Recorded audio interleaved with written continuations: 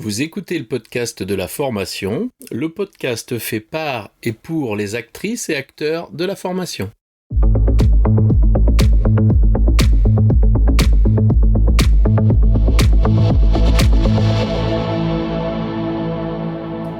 Bonjour et bienvenue.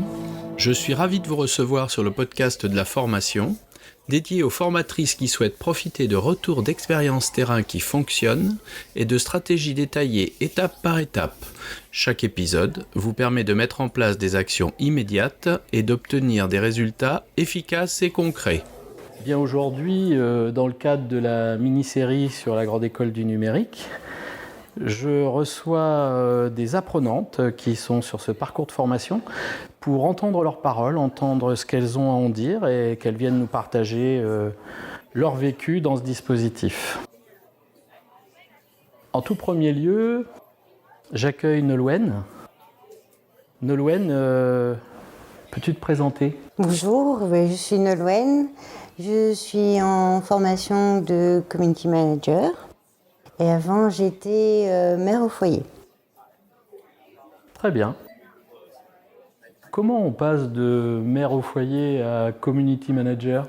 Quand on a 4 enfants et qu'ils commencent à grandir et qu'ils ont moins besoin de présence, on se dit qu'on va peut-être s'occuper de nous un peu et on essaye de trouver une formation qui allie ce qu'on sait faire et ce qu'on est capable de faire. Dans ce qu'on sait faire, qu'est-ce que tu savais faire alors ? J'avais une formation de base de commercial en agroalimentaire et en vin et spiritueux. Donc tout ce qui était technique commerciale ou action commerciale, vendre en mettant en scène des choses, c'était quelque chose que je savais faire et que j'aimais faire. D'accord. Et comment tu as trouvé cette formation ? Alors, je suis suivie par Raison de Plus parce que j'ai un handicap invisible, ce qu'on appelle invisible. D'accord. J'ai un trouble de l'attention. D'accord. Et grâce à ça, on a cherché justement les formations que je pouvais faire, qui étaient liées, que j'étais capable de faire avec mon handicap.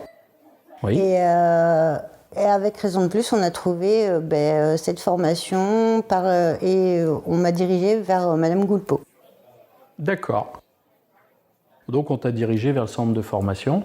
Et là, tu as découvert la formation, son contenu. C'est ça. Voilà. Et comment tu pourrais la décrire, toi, cette formation ? Une formation avant tout bienveillante. Oui. Qui répond aux besoins, on est accompagné, on est dirigé mais sans être opprimé. Oui. C'est-à-dire qu'on a quand même le choix de faire ce qu'on a envie, mais on est juste guidé. D'accord. Concrètement, tu parles d'accompagnement. Ça s'est passé comment, l'accompagnement pour toi ? C'était quoi l'accompagnement ? Alors j'ai eu la chance d'avoir une accompagnatrice particulière, qui est Alessandra. Ouais. Et on a bien matché toutes les deux directement parce qu'elle avait cette façon de penser qui était similaire à la mienne. Et elle a tout de suite su trouver les mots pour me rassurer quand j'étais en doute ou parce que quand on a un trouble de l'attention, on peut être facilement frustré ou en panique par rapport à des sentiments qu'on ressent et qui n'ont pas lieu d'être. Oui. Comme par exemple des sentiments d'injustice ou alors que ça vient juste de nous. Oui. Et là, elle a réussi à trouver les mots qu'il fallait pour me rassurer et pour me dire t'inquiète pas, c'est normal ce que tu ressens, mais essaye d'aller au-delà et tu verras, ça va bien se passer. Donc, et ça, c'était important pour moi d'avoir cet accompagnement.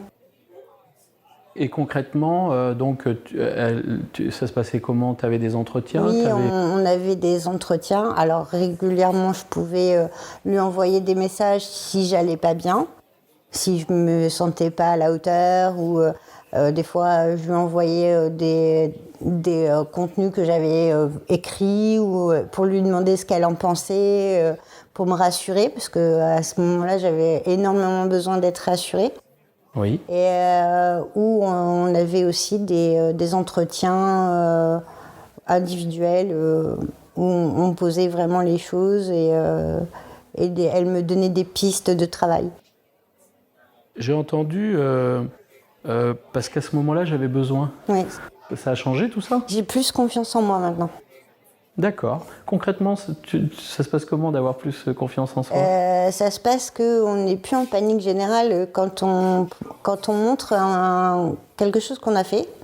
On n'est plus dans l'attente d'une reconnaissance. Oui. On se dit, je suis fière de moi, je sais ce que je vaux, je sais ce que j'ai fait. Si c'est pas bon, c'est pas grave. On peut pas plaire à tout le monde. Et ça, voilà, c'est quelque chose que j'ai appris tout au long de la formation. C'est justement, c'est au-delà d'apprendre un nouveau métier. Enfin, voilà, j'ai appris sur moi, et j'ai appris à évoluer dans ce sens-là. Tu nous parles d'intervenants, qui sont des gens qui sont dans la formation pour vous accompagner. Et est-ce que cette bienveillance, tu l'as retrouvée? Est-ce que c'est quelque chose qui se généralise dans le dispositif? Est-ce que c'est quelque chose que tu as vu? Oui, la bienveillance, elle est autant au niveau des formateurs qu'au niveau des apprenants. Parce qu'on est vraiment... on arrive là, on discute entre nous, et on s'aperçoit que beaucoup ont des difficultés, ou un passé, ou des choses pas faciles, ou une vie pas facile. Et du coup, on se soutient les uns les autres. Et les formateurs sont toujours bienveillants. Moi, je vois David était toujours à savoir si, quand on faisait le dev, il était toujours au petit soin en disant, est-ce que c'est bon? Est-ce que tu as tout compris? Est-ce que tu n'es pas en panique? Est-ce que voilà, tout va bien? Mais tous, que ça soit Séverine ou Mélodie, c'est des formateurs vraiment qui sont à l'écoute et qui sont bienveillants. Et les apprenants aussi entre eux sont bienveillants. Oui. C'est bien, je fais une petite précision parce que tu parles de dev alors que tu es community. La particularité de cette formation, c'est qu'elle a toute une partie pendant 3 mois où tous les apprenants apprennent de 3 métiers pour pouvoir appréhender l'autre dans sa dimension métier, c'est-à-dire des métiers de développeur, d'infographiste, metteur en page et de community. Donc, je donne une petite précision. Et c'est pour ça que l'équipe de formateurs, on n'a pas qu'un formateur pour son métier, on a un accompagnement qui se fait de tous les formateurs. Ouais. Et c'est bien parce que comme ça, on peut savoir qui fait quoi. Et quelles sont les difficultés que les autres métiers rencontrent. Et quand on est community, comme ça on sait ce qu'on peut demander à un développeur web, on sait ce qu'on peut demander à un infographiste, parce qu'on l'a vu de l'intérieur, on a touché, pas non plus extrême, mais on sait exactement où on peut aller avec eux, et qui peuvent nous aider aussi en retour, et on peut les aider. Enfin, c'est un échange à 3 métiers qui se complètent. Tout à fait. Quand on parle de cet accompagnement, il se passe 2 choses dans une formation. On est là d'abord pour acquérir des savoirs, ces savoirs les mettre en pratique pour que, en pratique justement, ça devienne des compétences. Et on a cette partie accompagnement.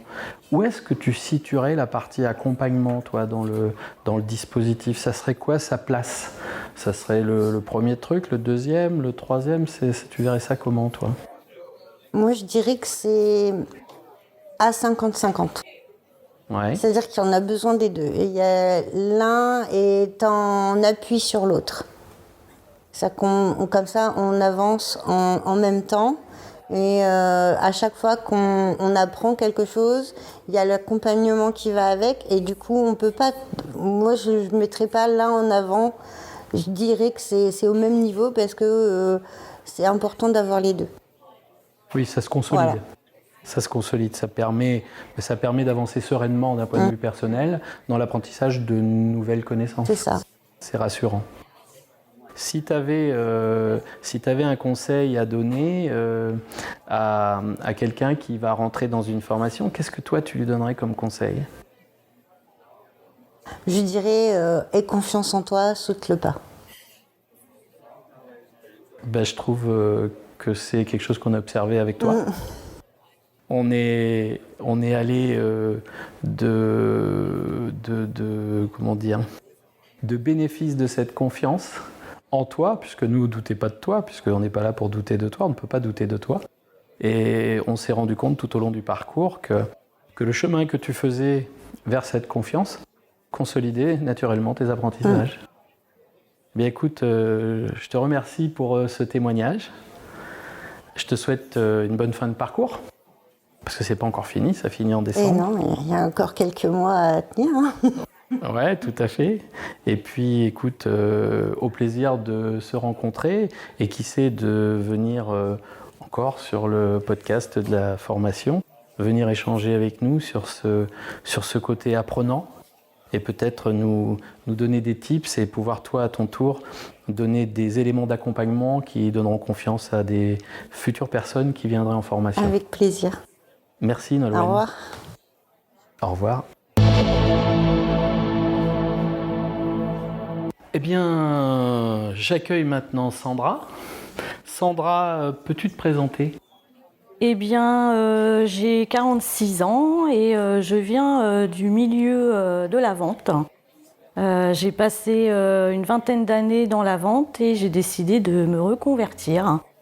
Et donc, je suis à l'école de la Gênes pour être community manager.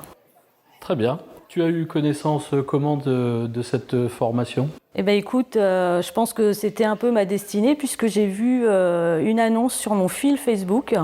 C'était une annonce de la Gênes, comme quoi ils allaient lancer une nouvelle année de plus à la rentrée. Donc, comme ça, mon job à ce moment-là ne me plaisait plus, j'ai dit, voilà, c'est ça, c'est ce que je veux faire, j'y vais, je fonce. C'est génial que Facebook aide une personne à devenir community manager. Et alors, parle-nous un peu de cette formation. Comment tu as vécu ça ? Eh bien, écoute, c'était très, très sympa, puisqu'au début, on a découvert 3 métiers. Oui. On avait quand même la possibilité de ne pas se focaliser que sur notre première idée. Donc, on a eu le temps quand même de découvrir 3 autres métiers, infographiste, dev et community. Et ça m'a quand même permis de choisir ce pourquoi j'étais faite dès le départ, community. Très bien. Et concrètement, le parcours, ça se passe comment ? Alors le parcours, en fait, on apprend en faisant. D'accord. Donc ça, pour moi, c'est ce qu'il y a d'idéal, puisque chaque parcours, on mettait en action ce qu'on apprenait. Et en participant à la communication de la Gênes, on était vraiment dans le bain. Donc je trouve qu'il n'y a rien de mieux que de mettre en pratique ce qu'on apprend au fur et à mesure. Très immersif alors. Totalement. Et donc il y a des parties, il y a des cours un peu chez vous, des choses comme ça, comment ça marche ? Des cours, c'est un grand mot pour moi, parce que c'était plus ludique et en plus en groupe. C'est sous forme de syllabus, on appelle ça des syllabus. Donc en fait, on nous donne étape par étape la marche à suivre pour acquérir ces compétences. Donc en fait, on suit le syllabus et c'est comme un jeu, comme un jeu de loi. On avance nos pions et à la fin, on a réussi notre mission, en quelque sorte. D'accord. Il y a des périodes, bien sûr, de entre guillemets de cours qui n'en sont pas donc. Et il y a des périodes d'activité en entreprise aussi ? Période d'activité en entreprise, donc on a 2 périodes de stage sur le fin de parcours de formation. où là, on peut mettre justement en activité tout ce qu'on a appris et s'enrichir aussi auprès de l'entreprise où on est en stage. D'accord. Ça se passe comment? Il y a des décalages ou c'est ce que vous avez appris? C'est quoi? Ah oui, franchement, on n'a rien. On pourrait même apporter à l'entreprise les choses qu'on a apprises. On a des personnes dans notre stage, comment dire? Dans votre parcours de formation qui vous accompagne? Ouais, voilà. On a des personnes dans notre parcours qui sont tombées sur des entreprises qui n'y connaissaient pas forcément grand-chose et qui, justement, apportent des connaissances à l'entreprise. Donc, c'est plutôt... C'est plutôt bon voilà. signe, oui. Ben, c'est le travail du CM, d'amener une compétence nouvelle à l'entreprise. Voilà. Si tu leur ramènes que ce qu'ils ont déjà, ça ne sert pas à grand-chose. Toi, concernant ton parcours, tu avais cette vision d'être community manager, CM, donc community manager. Aujourd'hui, là, maintenant où le parcours s'arrête en décembre, on est début octobre, enfin ça s'arrête début décembre, t'en es où toi de ton projet pro? Tu vois ça comment là? Moi j'ai déjà mon idée, c'est que je vais me lancer en tant qu'auto-entrepreneur, freelance. Oui. Je fais le maximum déjà pour avoir une bonne couverture, être visible sur LinkedIn par exemple. Oui. Je pratique déjà en quelque sorte ce métier auprès de ma mairie, donc j'ai déjà aussi une visibilité, ça peut m'aider aussi. Et puis j'ai envie de travailler avec toutes sortes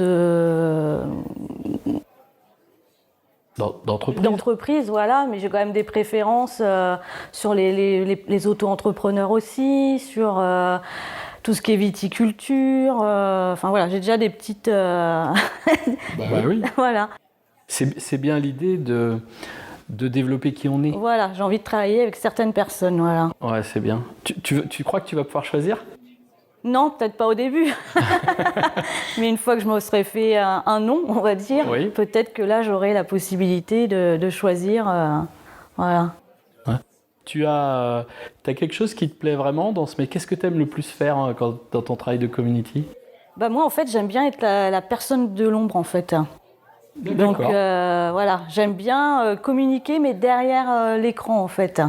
Je pense que j'ai tellement communiqué avec la vente que maintenant, je voudrais avoir un peu de recul et être derrière.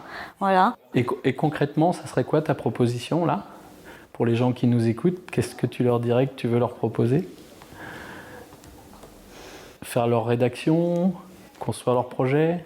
Ouais, ce serait plus montrer leur image,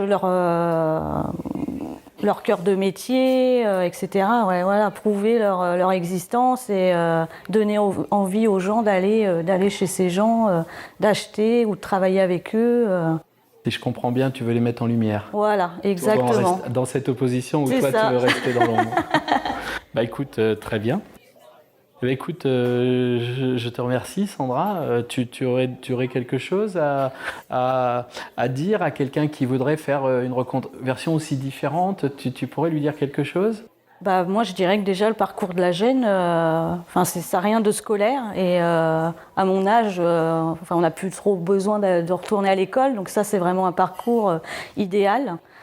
Et qu'il n'y a pas d'âge pour se reconvertir et qu'il faut aller au bout de ses rêves.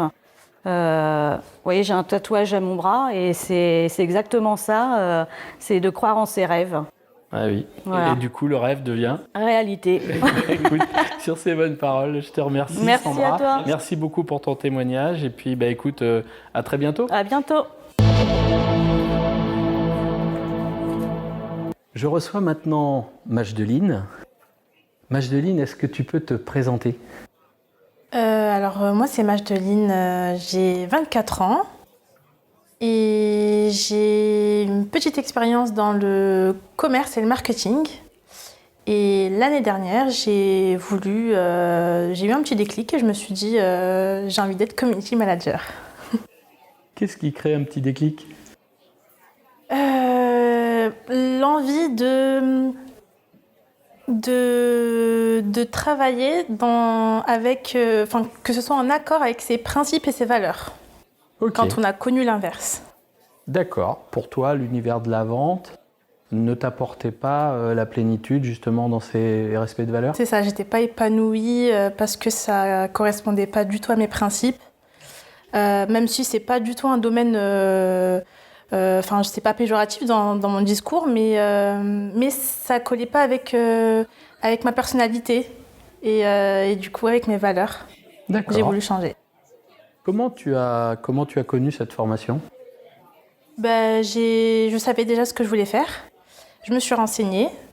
J'ai échangé avec les personnes qui pouvaient m'apporter des informations et Pôle emploi m'a proposé du coup de participer à une réunion d'information, voilà. Et j'y suis allée et je pense que ça a commencé la semaine d'après, il me semble, quelques jours après. Et voilà, donc du coup j'y suis allée les yeux fermés et sans regret. C'est bien. Comment ça se passe, les apprentissages dans cette grande école? Super. Franchement, quand on me pose la question à chaque fois, je dis que c'est génial. Ça répond à mes attentes, à mes besoins et c'est l'essentiel. Et concrètement, tu fais quoi? Qu'est-ce que je fais? Alors, il y avait une phase d'acculturation à 3 métiers, développeur web, infographiste et community manager. Donc moi, je savais déjà ce que je voulais faire. Après cette phase d'acculturation, on nous a donné des livrables qui sont plus ou moins des cas pratiques où c'est en fait ce qu'un CM peut faire dans la vie de tous les jours, dans le cœur de son métier. On a élaboré les étapes que fait un community manager dans son travail. Et c'est ce qu'on a fait, c'est ce que je fais, et c'est ce que je fais toujours même dans ma période de stage actuelle. D'accord, il n'y a pas de décalage entre ce que tu as appris, la façon de le faire, et ce que tu vis en stage? Non, du tout. Et ça m'a même un peu troublée au départ parce que je me suis dit, j'ai pas ressenti de coupure en fait. Je me suis dit, je suis encore dans la continuité, est-ce que c'est normal? Mais non, parce que c'est bien vu que je sais ce que j'ai à faire, je sais que je sais le faire. Donc, Tu as de l'autonomie et de l'indépendance dans ce que tu réalises? Ouais, complètement. Ouais. Ça te pose pas de problème? Non, c'est ce dont j'avais besoin. J'avais besoin de liberté, d'autonomie et au moins ça développe ma créativité et ça ne la freine pas. D'accord. Qu'est-ce que tu envisages après ce parcours de formation? Tu te vois faire quoi? Me consacrer pleinement à cette activité. Je sais pas encore sous quel statut. J'aimerais déjà expérimenter certaines choses avant pour voir, pour comparer, pour découvrir et ensuite me lancer soit en tant qu'auto-entrepreneur. C'est normalement sur le long terme ce que je souhaite faire, mon projet. Et je sais pas si avant il va falloir que je passe par du salariat ou pas. Je sais pas encore. Mais en tout cas, je sais que je veux devenir CM. Tu crois que tu vas le devenir ou tu l'es déjà? Je suis déjà, mais il me faut juste le petit titre pour confirmer. Ouais, c'est ça. Voilà, ce sera un petit papier de confirmation qui te rassurera que toi. C'est ça, c'est vrai. Parce que nous concernant, dans le retour d'expérience qu'on vit avec toi, pour nous TCM, on n'a aucun doute là-dessus. C'est pas le diplôme qui changera quelque chose. Ouais. Voilà. Si tu avais un conseil à donner à quelqu'un qui a déjà une activité, qui voudrait faire une reconversion, qu'est-ce que tu lui dirais? Quel que soit le métier, faut foncer. En réalité, je pense que chacun a besoin de son propre déclic. Il peut l'avoir maintenant comme dans 10 ans. Mais il faut y penser, il faut se lancer, il ne faut pas avoir peur. Parce qu'en réalité, on se met nous-mêmes des barrières, nos propres barrières, et ça nous freine dans notre avancée. Mais faut se lancer. Et quitte à se louper, c'est pas grave, au moins on aura essayé. Qui ne tente rien n'a rien. C'est ça. Écoute, sur ce message plein d'espoir et puis de volonté, je te remercie, Majdeline. Merci à toi, Laurent. Et puis à très bientôt. À très bientôt.